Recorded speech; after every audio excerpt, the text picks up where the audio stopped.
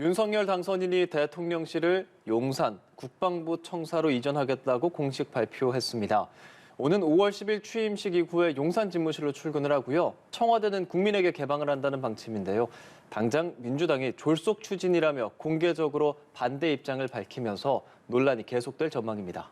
이런 가운데 청와대와 윤 당선인 측은 앞서 무산된 청와대 회동 실무 조율에 들어가는데요. 정치권 이슈들 조기현 민주당 법률위 부위원장, 이기재 동국대 겸임교수와 함께 짚어보겠습니다. 어서 오십시오. 어서 오십시오, 두 분. 예, 안녕하세요. 안녕하세요. 네, 윤 당선인 휴일인 어제 직접 지시봉을 들고 조감도를 보면서 약 47분간 직접 설명을 했습니다. 이 의미를 어떻게 봐야 될까요? 우선 그 청와대 이전과 관련한 여러 가지 이제 우려들이 사실 있었잖아요. 그런 부분에 대해서 본인이 이제 직접 이제 그 브리핑을 하면서 말씀하셨듯이 조감도까지 다 설명을 했어요. 한 50분간. 그리고 기자들의 질문에 대해서도 일일이 다 답변을 했고, 저는 그걸 보면서 윤석열 당선인이 본인이 처음에 그 대선 때 얘기했던 여러 가지 부분에 대한 국민과의 약속을 좀 잘 지키려고 하는 거나, 그 중에 하나가 이제 사실 혼밥 먹지 않겠다, 즉 소통을 더 강화하겠다는 거하고, 또 참모들 뒤에 숨지 않겠다, 뭐 이런 얘기 했잖아요. 그러니까 이런 예민한 문제에 대해서 뭐 누구를 대신시키는 게 아니라 본인이 직접 국민에게 설명하겠다라는 그런 의지의 표현으로 저는 읽었고요. 그리고 또한 한편으로 보면은 또 내용을 이렇게 들여다보면 그 여러 가지 우려들이 또 있는 게 현실이잖아요. 예를 들어서 뭐 국방 공백 문제라든가, 혹은 용산으로 갔을 때 용산 또 주민들의 불편 문제, 그다음에 비용 문제 등등 여러 가지 우려에 대해서 상당히 깊이 있게 이해를 하고 있고, 본인이 그거를 다 알고 설명을 다 하는 걸 보면서 사실 일각에서는 이게 대통령이 당선되자마자 주변에서 그 여러 가지 그 어떤 문제 제기라든가 이런 거가 제대로 전달이 안 되는 거 아니냐, 이런 이제 얘기도 있었는데 그런 것 같지는 않다. 그래서 다양한 의견들을 충분히 접하고 있고, 그거에 대해서 사력 있게 고민했음을 드러낸 기자의 회견이었다 생각을 하고, 그 과정에서 어쨌든 간에 그 청와대 이전을 이제 광화문으로 하는 것과 국방부로 하는 것에 대한 장단점 분석을 통해서 그래도 국방부로 가는 게 국민의 불편을 최소화하면서도 동시에 청와대 이전의 어떤 효과를 극대화해서 살릴 수 있는 제왕제 대통령 시대의 시대를 벗어나겠다는 의지를 잘 드러낸 것으로 이렇게 분석했습니다. 네, 이 국민의힘 내부에서도 속도 조절이 필요하다, 이런 의견이 나온 것으로 알려졌는데 결국 이렇게 확정을 지었거든요. 그 이유는 뭐라고 보세요? 어제 이제 당선인께서도 얘기하셨듯이 사실 이제 청와대로 들어가면 나오기가 어렵다라고 이제 얘기를 했었잖아요.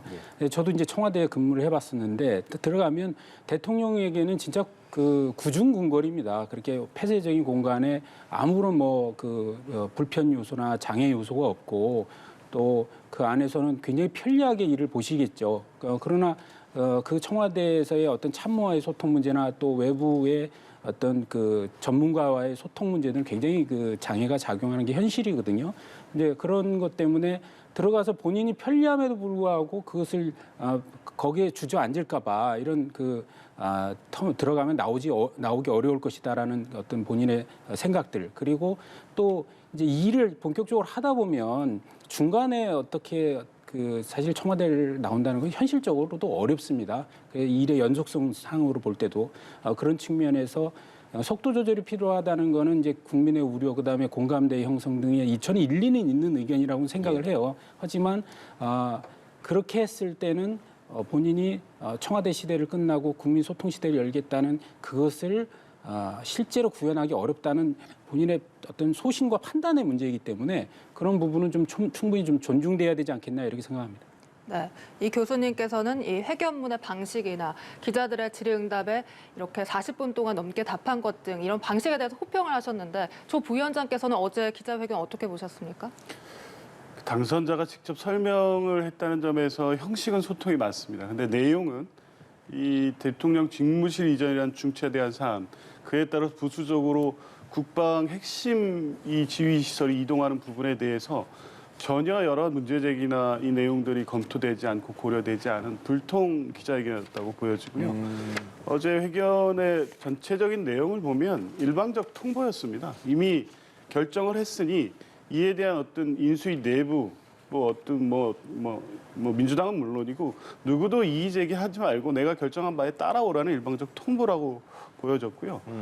이 부분에 대해서 문제 제기가 계속 나올 수밖에 없는 게 대통령 후보 시절 광화문 시대라고 확정적으로 얘기했고 보안이나 국민 편의 통신 관련돼서 아무런 문제가 없다고 밝힌 바가 있었습니다. 그런데 3월 9일 날 대통령 선거 치르고 3월 9일 직후에 이제 검토되다가 이게 여러 가지 문제가 있다는 사안을 뭐 확인하셨겠죠. 근데 국방부 이전 문제는 3월 15일 날 최초 보도됐습니다. 그리고 단 3일 만에 이전하는 걸로 지금 결정했다는 것이거든요. 네. 당연히 문제제기가 될 수밖에 없죠. 인수위 내부에서도 당일 그 용산 국방부 점검하는 과정에서 예. 속도 조절해야 된다. 이 단계적으로 가야 되지 않겠냐는 문제제기가 있었습니다. 자꾸 이런 식으로 문제제기가 나올 수밖에 없이 졸속으로 결정한 사안에 대해서 이견이 나오니까 직접 나서서 수습하고 나를 따르라는 식의 통보를 할 수밖에 없었던 것이죠. 예. 오늘 당선인의 일정으로는 경제 6단체장과 도시락 오찬 간담회를 가지는데요. 이 경제 6단체장과 도시락 오찬 간담회에 대해서 간단히 질문을 드리면 이 어떤 단체를 가장 먼저 만나느냐 이 행보도 상징적이고 주목되지 않습니까? 그렇죠. 그 과거에는 그 예를 들면은 이명박 대통령은 전경련을 먼저 만났고 예. 그다음에 박근혜 대통령은 이제 중소기업 중앙회의 회장단을 만났어요. 그러니까 어쨌든 당선인의 그 일정이 어떻게 되느냐가 결국 국정 운영의 방향과 그 직결된다 이런 이제 관측들을 하기 때문에 그에 대해서 관심이 많은데 근데 이번에는 이제 경제 6단체를 다 초대를 했죠. 그래서 기존에 이제 경제 5단체라고 했는데 거기에 이제 중견기업 연합회까지 이제 포함을 해서 6단체를 했고 그러니까 전경련도 포함되고 중소기업 중앙회도 포함되고 그러니까 한꺼번에 다 보자. 어떤 중소기업 중앙회나 그다음에 대기업 중심의 이것의 어떤 우선순위를 가지 않고 같이 만나서 소통하고 같이 얘기를 듣고 의견을 교환하겠다는 이제 당선인의 이제 의지가 좀 드러난 거라고 보고요. 그다음에 이제 노동계가 어떤 기업하고 이제 같이 만나기는 어렵지 않습니까? 그러니 어쨌든 기업인들을 중심으로 우선 만나면서 앞으로 좋은 일자리 그리고 좋은 일자리를 만들어야 정말 노동자의 권리도 실제 보장되고 그러기 때문에 시장에서 잘 작동할 수 있게 즉 과거에 이제 문재인 정부를 이제 비판하면서 어떤 정부 주도의 일자리 아주 질 낮은 일자리가 아니라 정말 기업 주도의 좋은 일자리 그리고 이제는 정부가 뭘 자꾸 컨트롤할 게 아니라 기업한테 맡겨야 된다 시장에 이런 의지를 잘 드러낸 것이라고 보여지고요. 그다음에 이제 노동계는 노동계대로 따로 이제 만날 것으로 예측됩니다. 문재인 대통령은 취임 후에 경제단체장들과 맥주 회동을 했던 것이 기억이 나거든요. 이번 이 경제단체장들과의 첫 만남에서 이렇게 전경련에서 주도권을 가진다는 것, 전경련의 부활을 의미한다고 보십니까? 글쎄 어쨌든 새 정부가 친기업적 행보를 할 것이라는 건 어느 정도 후보 시절 공약이나 정책을 통해서 예견돼 있다고 보여지고요. 아마 전경련이 더 주도권을 갖고 적극적인 이해관계를 반영할 것으로 봅니다. 이제 다만 어찌됐든 분명히 우려가 되는 것은 누구를 먼저 만나는지 이게 중요하지는 않습니다. 과연 기업 정책에 있어서 이 정부가 어떤 정책을 펼지에 대해서 어떤 메시지가 나오냐가 중요한데 기업 관련해서는 기업 규제 완화라든가 여러 가지 정책 발표한 부분이 있으니까 이런 부분에 대한 의견 교환이 있을 것이지만 그 한편에서는 어쨌든 이해관계가 대립되는 게 노동자들의 권리 문제 아니겠습니까? 주 52시간 문제라든가 최저임금제 문제 등 실제 기업의 이해관계가 직결되는 문제가 또 현안 과제로 남아 있기 때문에 이런 부분들을 좀 조화롭게 의견을 제시하고 기업의 의견 또 전경련의 의견만을 적극적으로 내세우는 그런 자리나 그런 정책 방향으로 가지 않았으면 좋겠습니다. 예. 지금 그 대변인 정례 브리핑 현장 계속 이어지고 있는 것은 유튜브 연합뉴스 TV 채널을 통해서 시청을 계속하실 수가 있고요. 지금 1호 이제 첫 번째 공약 이행으로 결국에는 지금 이 광화문 이전에 대한 이야기가 가장 많이 나오고 있거든요. 그런데 지금 산적한 문제들, 소상공인 지원 문제, 코로나 문제, 부동산 문제 이런 얘기들에 비해서 너무 광화문에 초점이 맞춰져 있지 않냐 이런 일각의 비판도 있습니다. 교수님 의견 궁금합니다. 우선은 지금 어제 이제 당선인이 그에 대한 이제 의견을 얘기했어요. 그러니까 코로나 문제나 부동산 그다음 민생 문제는 지금 인수위에서 지금 잘 다뤄지고 있다. 그래서 인수위에서 안철수 위원장을 중심으로 해서 정권을 이제 인수하면 바로 이제 그 실행할 수 있는 예. 이런 이제 프로그램들을 준비하고 있고, 그리고 이제 어쨌든 집무실을 또 옮기는 문제는 또 5월 10일부터 당장 업무를 시작해야 되지 않겠습니까? 그렇죠. 그렇기 때문에 이것을 그 이후로 또 미룰 수도 없는 문제이기 때문에 어떻게 보면 투트랙으로 같이 진행돼야 될 문제다 이렇게 보기 때문에 저는 뭐 민생 문제, 코로나 문제는 당연히 지금 인수위에서 가장 챙겨야 될 중요한 과제다. 그리고 역시 윤석열 당선인 입장에서는 본인의 집무실을 또 세팅시키는 문제는 또한 그 차원에서 충분히 다뤄져야 되는 문제이기 때문에 그게 어떻게 보면 뭐 우선순위를 따지는 그런 문제는 아니다. 같이 해야 되는 문제다 이렇게 말씀드립니다. 네, 이 방금 전 기자회견에서도 많은 질문들이 나왔습니다. 특히 이 청와대와의 협력 문제, 방금 전 5월 10일에 완전 개방을 하려면 그렇죠. 사실상 5월 9일 자정까지 문재인 정부 임기이기 때문에 관료들이 5월 9일까지는 다 이렇게 근무를 할 거란 말이죠. 예. 그러면 청와대와의 협력이 불가피해 보이는데 대변인은 청와대와 사전 조율이나 협력이 잘 이루어지고 있다 이렇게 대답은 했습니다.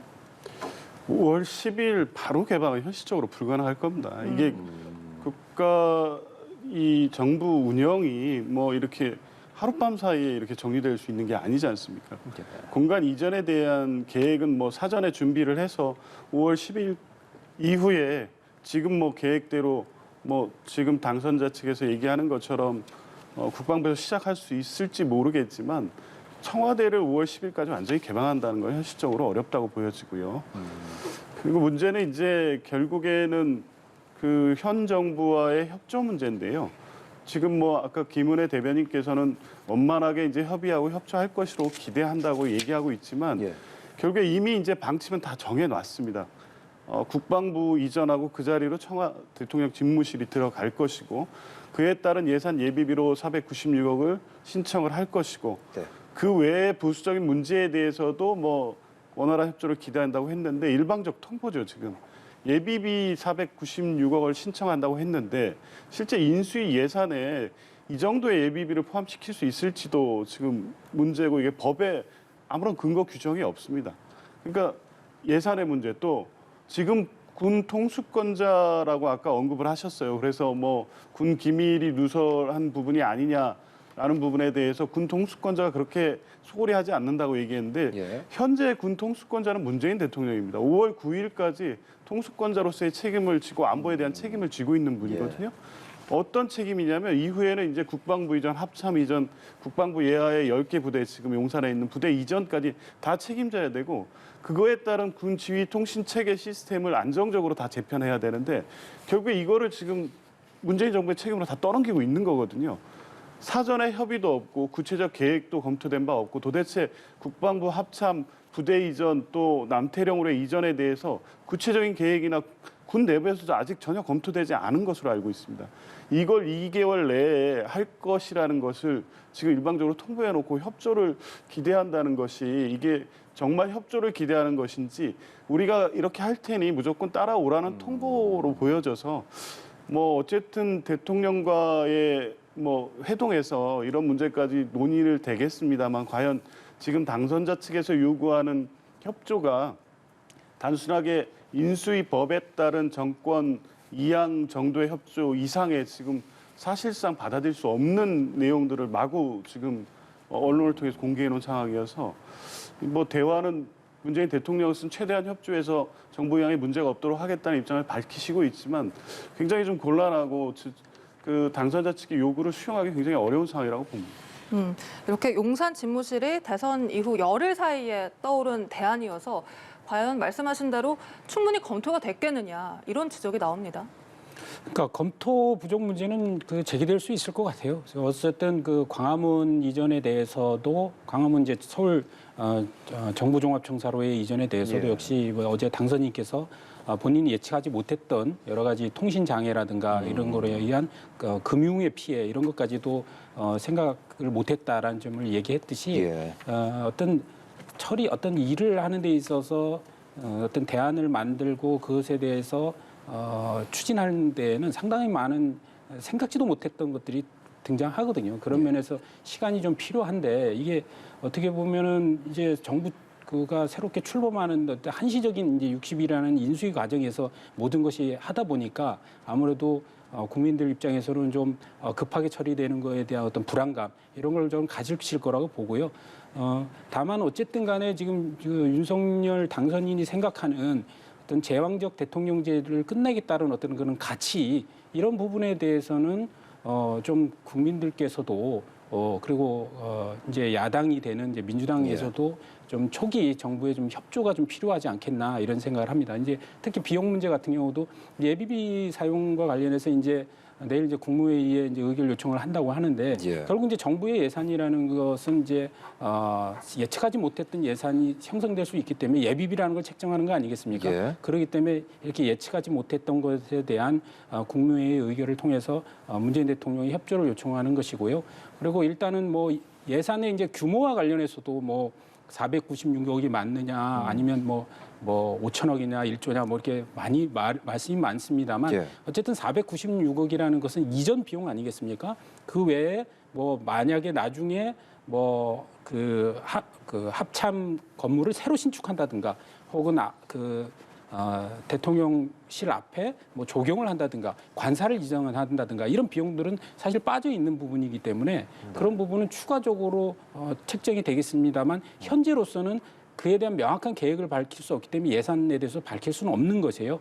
그래서 국민들 입장에서는 이 496억이 굉장히 큰 돈일 수도 있지만 어쨌든 새로운 시대를 열어간다는 차원에서 이것을 투자할 만한 가치가 있는 것이냐? 저는 투자할 만한 가치가 있다고 생각해요. 우리가 세종시로 모든 행정부처가 내려갔지 않습니까? 세종시를 건설해서 수백조가 들어간 사업이에요. 근데 그거로 인해서 왜 이렇게 돈이 많이 들어가냐? 그거로 인한 행정 불편 얘기 많이 나왔지만 어쨌든 지방 균형 발전이라는 큰 대의 하나 갖고 한 거예요.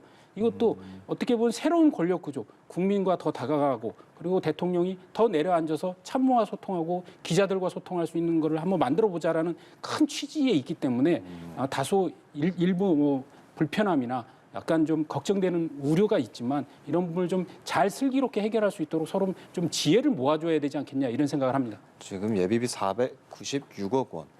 그 이상이어도 투자 가치가 있다는 게 이제 교수님의 말씀인데 민주당에서는 뭐 1조 이상 들 수도 있다. 이 비용적인 부분에 대한 문제 제기를 많이 하고 있는 상황이죠. 그렇습니다. 이제 발표는 496억이라고 했는데 뭐 당장 뭐 언론에서도 문제 제기하고 있지 않습니까? 이거 이전 비용만 해도 이게 과소 집계됐다고 좀 보여지고요.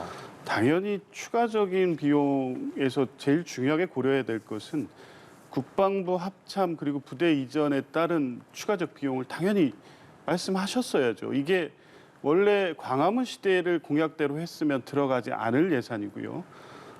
이게 이제 갑자기 3일 만에 용산 국방부 이전을 결정하면서 전혀 예정에 없던 예산이 추가된 것이거든요. 지금 과연 이게 이제 그렇게 시급하게 지금 들어갈 비용이냐. 그리고 비용 대비 이 소통의 문제를 해결할 수 있는 가장 이렇게 효율적인 방안이냐에 대해서 전혀 문제 제기되거나 소통된 바가 없어요. 소통을 위한다고 한 정책이지만 그만큼의 가치가 있는지에 대해서 뭐 전혀 아직 검토가 되지 않았다고 보여지고요. 두 번째 문제는 그거에 비해서 안보 불안은 현실적으로 지금 될 수밖에 없다. 당초에 국방부 합참이 같은 공간에 있는 이유가 있습니다. 한국전쟁 이후에 국방부 합참이 분리된 적이 없었고요. 이 분리된 군 지휘 체계에서 안보 문제가 어떻게 해결할지에 대해서 군이 지금까지 한 번도 검토한 바가 없습니다. 지금 3일 만에 통보받고 남태령으로 이전하는 것도 아직 확정적이지 않은 것으로 알고 있습니다. 남태령에 공간이 있으니까 그것도 방법이다라는 정도의 설명이었던 것으로 알고 있고요. 뭐 추가적으로 계룡대 이전이나 장기적으로 이렇게 설명하고 있거든요. 그건 뭐냐면 국방부 방배 외에 지금 안보와 관련된 국방부 시설이라든가 부대 시설에 대한 어떤 이전 계획이 전혀 마련돼 있지 않습니다. 이게 단순하게 비용 문제를 떠나서 이런 안보 문제까지 그리고 그거에 다 인정하고 인정한 전제에 서더라도 1조 이상이 들 것으로 예상됩니다. 지금 국방 전문가들도 현재 발표된 안만 가지고는 추계를 할 수가 없다는 거예요. 그러니까 국방부도 보고해서 5천억인데 이건 이전이라는 그 입장을 놓고 거기에서 일단 추계가 5천억이지 실제 아까 얘기했던 연쇄적으로 일어난 군부대 이전이라든가 군 지휘체계 개편, 통신 예, 개편 이런 거에 대한 비용을 따지면 1조 원은 좋게 든다는 게 일반적인 예상인데 과연 이게 지금 당선자가 얘기하는 소통을 위해서 필요한 비용이고 불효불급 지금 국민들이 이 코로나 이후에 힘든 상황에서 여기에 우선적으로 지금 예산 투입되는 것이 맞는지에 대해서 문제 제기를 안 할 수가 없는 것이죠. 실제 앞서 브리핑에서도 집무실 이전 비용에 관한 질문이 가장 많이 나왔습니다. 예. 김은혜 대변인은 이 1조 원의 근거가 무엇인지 모르겠다. 이렇게 답하긴 했습니다만 이렇게 신축 비용 합산을 제외하고더라도 윤 당선인 측의 496억 원과 민주당의 최소 이 1조 원 너무 차이가 많이 나서요. 국민들은 뭐가 맞는지 헷갈립니다. 어쨌든 496억은 이전에 소요되는 비용이라는 건 명확하고요. 그 다음에 거기에는 이제 만약에 합참을 뭐 새로 신축한다든가 이런 부분에 대해서는 빠져 있는 것은 분명합니다. 예. 그리고 근데 그것을 어떻게 할 것인가에 대한 계획이 없기 때문에 아직은 그래서 비용 추계를 할 수 없는 것이고 그 다음에 어떤 정부 부처의 이전이나 이런 부분은 이제 총 비용과 총 편익을 같이 봐야 되는 거거든요. 그리고 어떤 그 소위 얘기해서 이제 이런 사업을 할 때 타당성 조사를 할 때 BC 레시오라고 하는데, 그러니까 편익과 비용의 그 관계를 잘 분석해야 되는데 우선은 그 비용을 이제 예를 들어서 이전 비용하고 새로 신설하는 비용이 있지만 또 역시 청와대를 어떤 국민들에게 개방하면서 얻는 어떤 문화적인 어떤 역사 문화에 대한 어떤 공간을 시민에게 돌려줄 때의 편익이 있을 것이고 그걸 또 관광 자원으로도 활용할 수 있는 또 편익이 발생하거든요. 그다음에 주변에 종로에 이제 개발이 안 됐던 부분에 대해서 종로 시민들의 불편을 해소하고 그쪽에 또 개발이 이루어지면서 얻는 또 사회적 편익이 또 있어요. 그러니까 이런 것들을 종합적으로 따져서 사실은 뭐 어떤 편익에서 이게 편익이 높다, 비용이 높다 이렇게 분석을 할 수 있을 텐데 현재 이런 건은 사실 정치적 판단과 관련되는 거거든요. 그러니까 과거 이제 문재인 정부에서도 BC 레시오가 1 이하인 곳에 대해서도 예비 타당성 조사를 면제하면서까지도 시행시킨 뭐 이런 사례들이 많이 있지 않습니까? 그 정도로 그거는 이제 정치적인 고려가 포함되는 건데 더더군다나 청와대 이전을 비용만으로 갖고 얘기를 자꾸 하는 것은 저는 좀 타당하지 않다고 생각하고요. 그것에 훨씬 더 넘는 그런 어떤 가치, 국민 소통의 가치. 그러니까 어제 이제 그 윤석열 당선인이 공간이 의식을 지배한다 이런 표현을 쓰셨는데 저는 굉장히 그 수준 높은 식견이라고 생각이 들었어요. 그러니까 어떤 건축적인 상황에서도 어떤 공간적인 차원에서 어떤 구조물과 어떤 그 동선을 형성하느냐에 따라서 사람들의 생각이나 업무의 패턴들이 많이 바뀝니다. 예.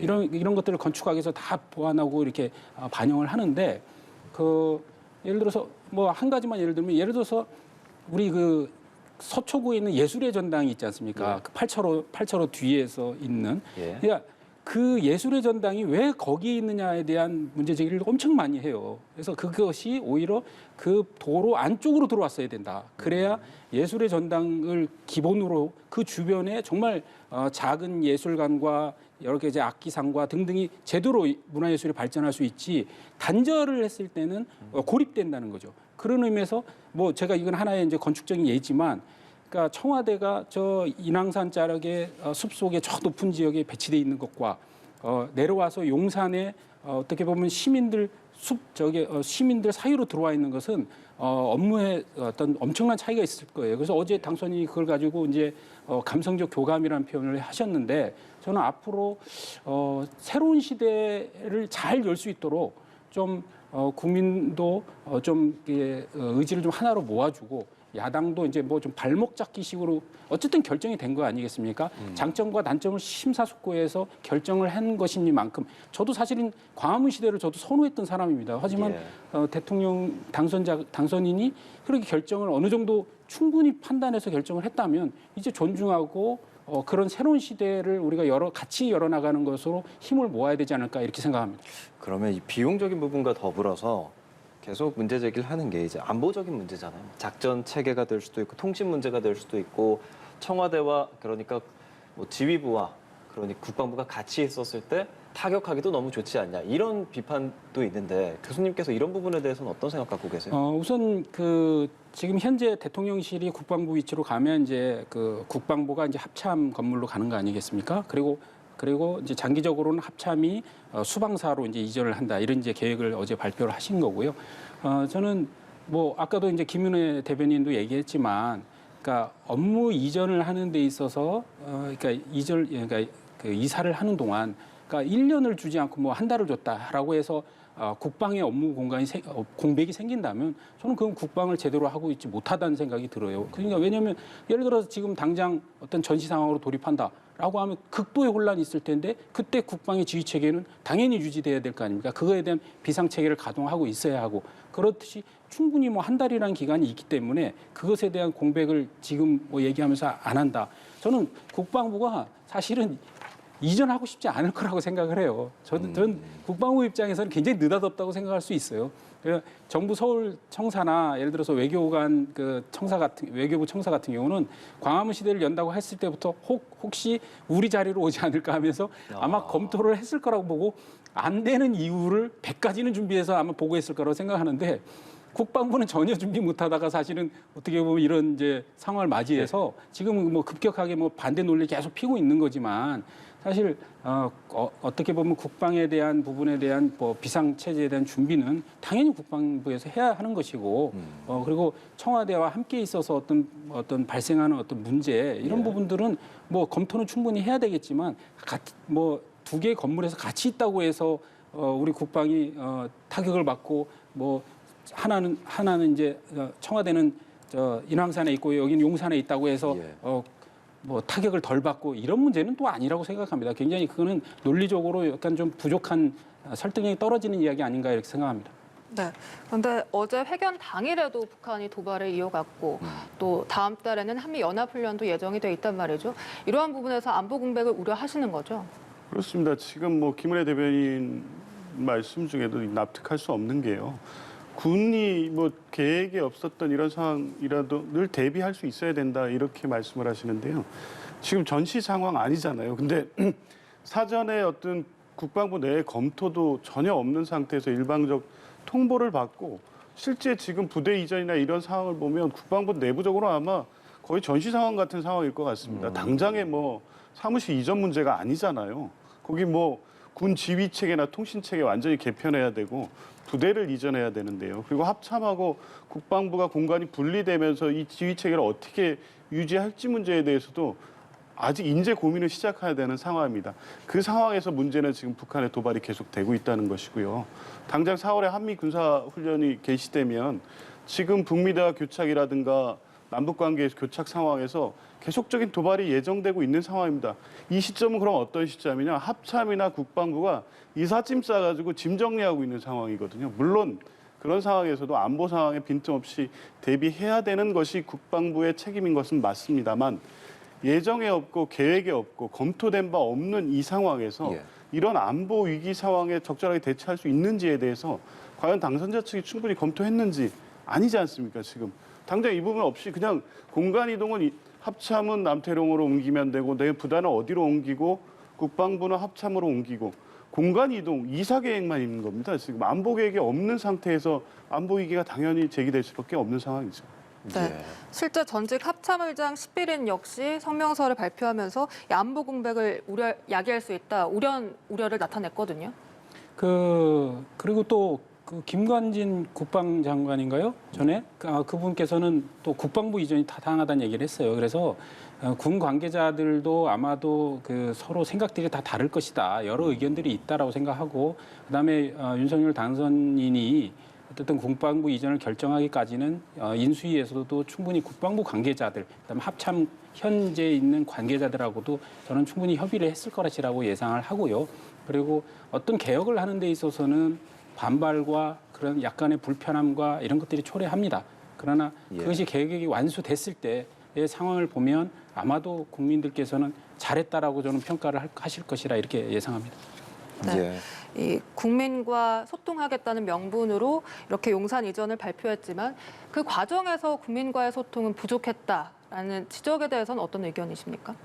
네, 타당하고 당연한 지적이 나올 수밖에 없는 상황입니다.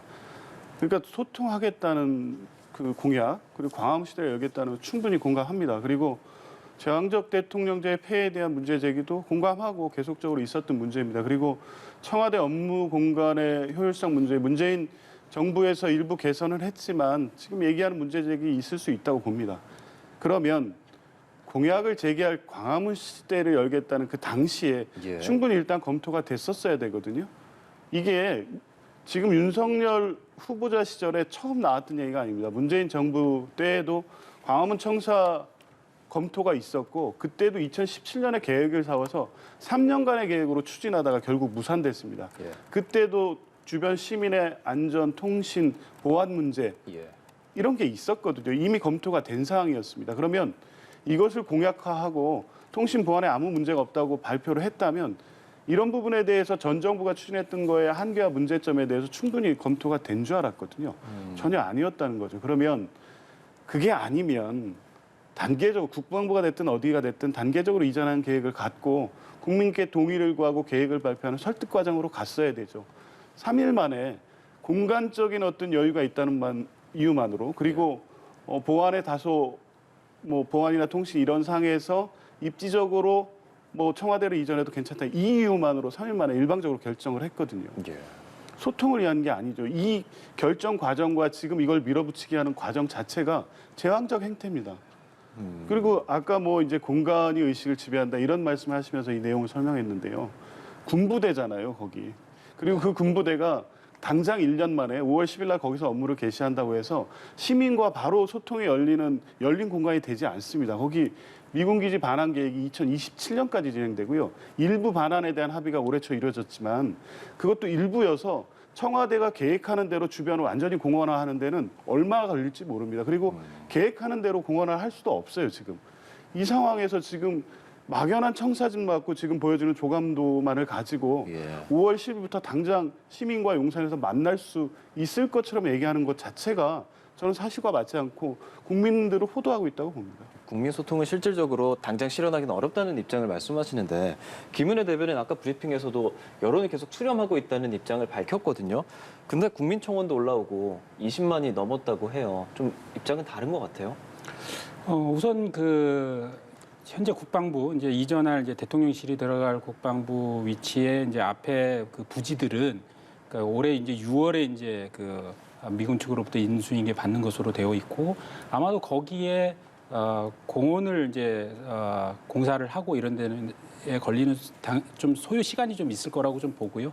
그런 차원에서 당장 6월 달부터 국민들이 그 대통령 집무실을 볼 수 있고 이런 것은 아니라고 생각합니다. 하지만 일부 가능한 이제 시간을 당겨서 해보겠다는 취지고, 그러니까 국민 여론을 수렴하는 것에 대한 이제 의견들이 많이 있지만 그런 부분은 당연히 어제 당선인이 여러 가지 우려의 목소리까지 얘기를 했어요. 예를 들어서 제왕적 대통령제를 벗어나겠다고 하면서도 모든 방식이 제왕적이지 않는가라는 질문에 대해서도 본인이 알고 있다고 얘기하면서 실제 자기의 의식은 그렇지 않고 오히려 그동안 이제 공약으로도 계속 얘기를 해왔고 이 부분에 대해서 어느 대통령도 다 이런 것을 벗어나고 싶었지만 못했다라는 것, 그리고 본인이 이런 걸 결단을 할 수밖에 없었던 과정을 좀 진솔하게 얘기했다고 보고, 저는 최근에 지금 SNS 막 돌고 있는 게 뭐가 있냐면 문재인 대통령이 광화문 시대를 열겠다고 한 취지의 연설문이에요.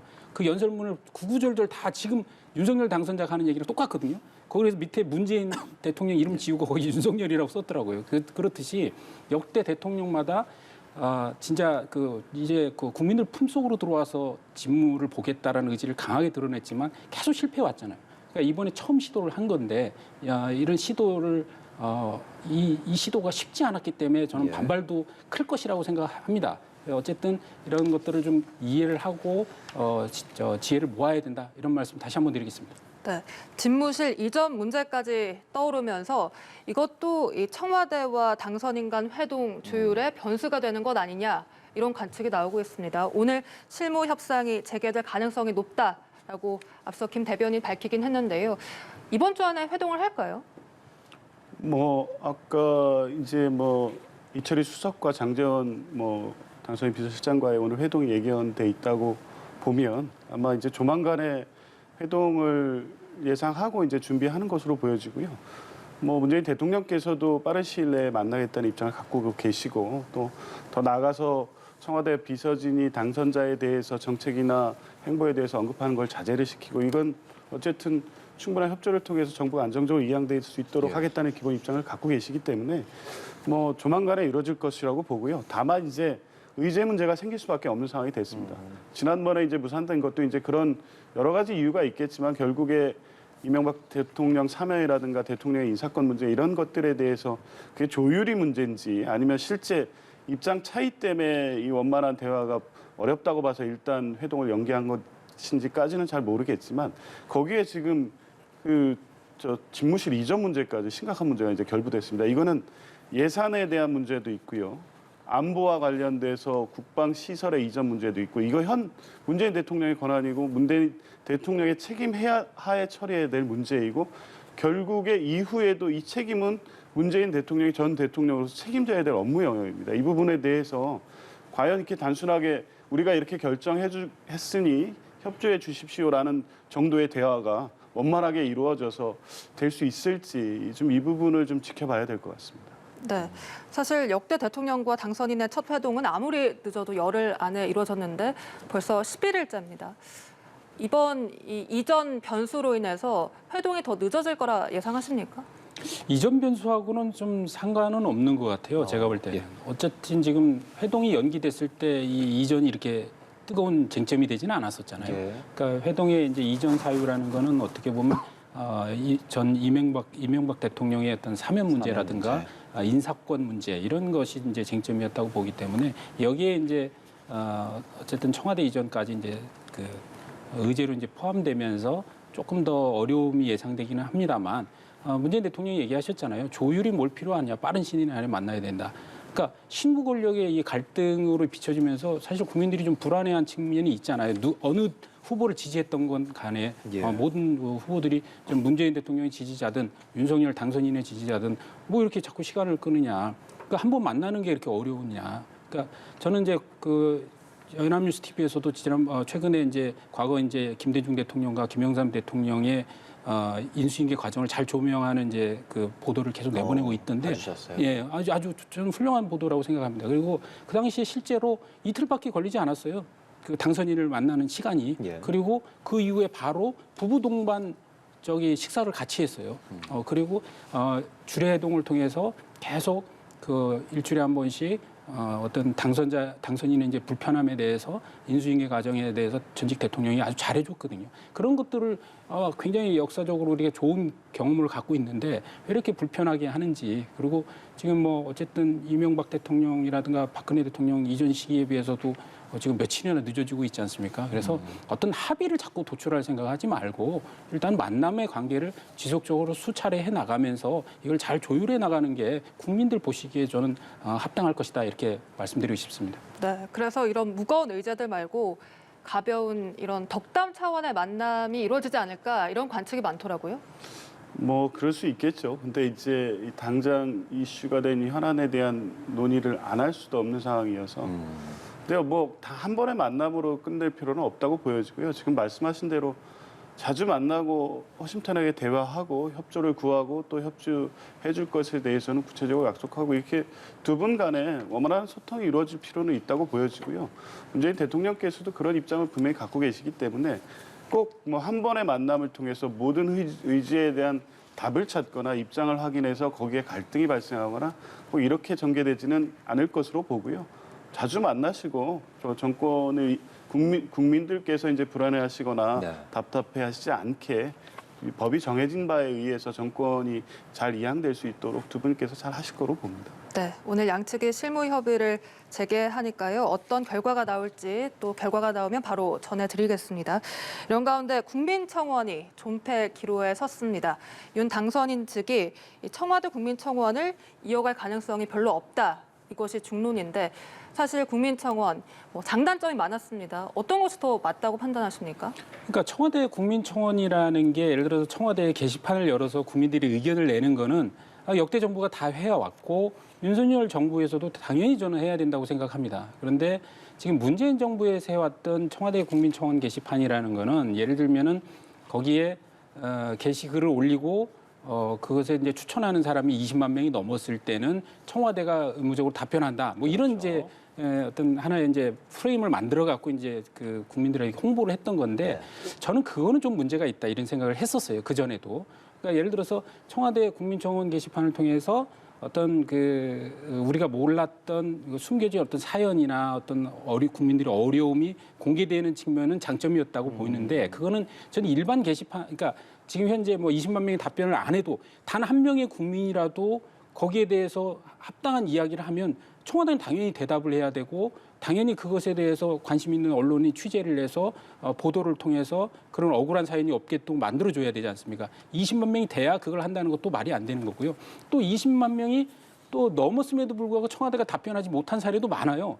예를 들어서 뭐 나경원 의원 뭐 그때 평창올림픽인가요? 조직위원 반대한다고 뭐 24만 명이가 일시에 서명 운동하고 즉 정치 게시판이 돼갖고 그러니까 어디에 어느 정치 세력이 불리한 글이 올라왔다. 그러면 거기에 달려들고 뭐 유리한 글 올렸다. 이렇게 또 정치적인 또 분쟁에 또 그 게시판이 이용되기도 했기 때문에 뭐 몇 명이 응답하면 이렇게 한다. 이런 거는 이제 좀 저는 이번 참에 시정을 하고 그러나 국민 소통의 게시판은 당연히 있어야 되고 그거는 20만 명이 아니라 단 한 명이라도 합당한 글을 올리면 청와대는 그에 대해 대답해야 된다. 그런 창구는 가져야 된다. 이런 말씀 드리고 있습니다. 예. 그리고 좀 민주당 상황도 좀 짚어볼게요. 내용을 겪고 있다고 봐야 할 텐데 이제 윤호중 비대위원장은 사퇴 요구를 일축하고 정면 돌파를 선택한 상황에서 이제 목요일에 원내대표를 선출하잖아요. 현재로서는 이재명계 박홍근 의원, 이낙연계 박광원 의원, 제2의 명락 대전이 될 거다 이런 전망이 있습니다. 당내 판세 어떻게 짚고 계세요? 글쎄요, 뭐 제2의 명락대전으로 정할 만큼 이게 개파간 대립구도 또 경쟁 구도로 형성되고 있는 것으로 보이지는 않고요. 실제 이제 이런 대선 패배 후에 이런 분위기, 당내 갈등이 확전되는 방식의 원내대표 선거가 되지 말아야 된다는 것 때문에 선출 방식도 이제 콘클라베 방식으로 해서 뭐 하고는 있는데 뭐 당연히 그래도 누가 출마하는지에 대해서는 알고 있기 때문에 이제 그런 예상은 할 수가 있는데요. 지금 어쨌든 이제 대선이 치러진 지 한 열흘밖에 안 지났고 당내에서는 이제 대선 이후의 패배 원인에 대한 여러 가지 의견 분석이 있고 그리고 또 이후에 이재명 후보 이제 지금 상임 고문이신데 어떤 역할을 했지 여러 가지 의견들이 막 이제 제기되고 있는 상황입니다. 이제 이런 것들이 원내대표 선거를 통해서 일응 이제 표출되기는 할 것이지만 지금 뭐 어떤 판세를 예측해서 이제 그런 여론이 일정하게 형성된 단계는 아니기 때문에 24일 날 또 1차 투표는 후보자가 정해지지 않고 전 의원이 후보자가 돼서 서로 투표를 하고 또 거기에서 이제 3분의 2 득표자가 없을 경우에 2차 투표 결선 투표로 이어지기 때문에 지금 이제 어떤 그 뭐 어떤 세력이나 어떤 계파 뭐 이렇게 구분된 내용을 가지고 결과를 예측하기는 지금으로서는 좀 어렵다고 봅니다. 이번에 선출될 차기 원내대표가 윤 당선인이 출범할 그 차기 정부와의 관계 설정에 있어서 중요한 역할을 할 거라고 생각이 되는데 어떤 입장을 가진 어떤 생각을 가진 사람이 돼야 된다고 생각하시나요? 근데 지금 그러니까 지금 당선인과의 관계에 대해서 지금 원내대표들은 그 대부분 비슷한 스탠스를 전 취하고 있다고 생각합니다. 어쨌든 표면적으로는 그 협조. 그러나 또 내면적으로는 어떤 검찰 개혁이라든가 언론 개혁, 그다음 정치 개혁을 이야기하는 거거든요. 그래서 저는 민주당이 누가 되든 간에 윤석열 정부와 쉽지 않은 관계가 될 것이다라는 생각을 하고요. 왜냐하면 0.73%를 패배했기 때문에 졌어도 졌다고 생각하지는 않는 게 내부적인 정서라고 좀 생각합니다. 그래서 상당한 갈등을 유지할 거라고 보고 특히 이번에 이제 예를 들어서 이낙연계라고 얘기하는 이제 박광원 의원하고 이재명계라고 얘기하는 박홍근 의원이 누가 되느냐가 좀 굉장히 중요할 거라고 보는데 즉 과거 지금 그 추세를 보면 이낙연계가 상식적으로 많을 수밖에 없었거든요. 당대표도 하셨고 국회의원을 계속하면서 관계가 있기 때문에 뭐 이재명 후보는 영선이었잖아요. 그래서 근데 선거 과정에서 후보가 되면서 급속하게 이제 의원들을 확보했기 때문에 이번 이제 원내대표 경선 과정에서 과연 이재명 후보가 어느 정도 의원을 확보했는지가 상당히 그 변수인데 그 내면에는 사실 이번 선거 책임론의 문제가 있어요. 즉 후보의 책임이었는지 문재인 대통령의 실정 때문에 이렇게 된 건지 이것에 대한 판단 근거가 이번 원내대표 선거에 드러날 것이고 이게 바로 이후에 이재명 전 후보의 정치 복귀의 어떤 시간을 어떻게 당길 것인지 미룰 것인지와 연결돼 있고 당겨진다면 지금 윤석열 정부와의 갈등이 훨씬 더 그 고조될 가능성이 높다. 그렇게 저는 분석합니다. 네, 실제 이렇게 양 후보가 차기 정부 대여 투쟁에 대한 입장이 다르면서 앞으로 여소야대 전국에서 어떤 원내대표를 더 선호하세요? 일단은 글쎄요. 지금 이제 예. 새 정부와의 어떤 관계 문제는 있을 수 있고 약간의 뭐 차이가 있는 것으로 비춰지지만 결국에는 민주당이 왜 대선 패배를 했는지 뭐 그리고 지방선거를 또 어떻게 치를 것인지 그리고 새로 출범하는 정부가 추진한 정책에 대해서 협조할 부분과 기존의 민주당이 추진해 왔던 여러 정책들 간의 갈등을 어떻게 조율할 것인지 그리고 뭐 여러 가지 이제 정책 내용들 중에 이재명 후보가 후보 시절에 했던 정치개혁 과제라든가 이런 부분에 대해서는 단순히 공약이 아니라 야권 전체에 또 공감한 바가 있어서 정치개혁 과제를 어떻게 할 것인지 이런 부분에 대해서는 사실은 뭐 지금 이제 거론되어 놓은 후보분들 가운데 큰 차이는 없어 보입니다. 그래서 뭐 그 어떤 후보가 또 원내대표가 되면 어떤 문제가 발생할 것이 그거를 이제 달리 볼 필요는 아닌 것 같고요. 예. 전체적으로 이 과정에서 지금 나오는 이 대선 패배의 원인과 당내 역학구도가 어떻게 될지에 대한 문제들이 지금 막 이제 논의되고 고민되는 단계이고 그것이 원내대표 선거를 통해서 이제 이제 하나의 어떤 결론을 찾게 되는 과정일 텐데 이제 뭐 어떤 후보가 된다고 해서 민주당의 방향이 크게 흔들리거나 이게 바뀔 것 같지는 않습니다. 예, 이번 주 목요일 원내대표 선출도 지켜보겠습니다. 지금까지 조기현 민주당 법률위 부위원장, 이기재 동국대 경인교수와 이야기 나눴습니다. 고맙습니다. 고맙습니다.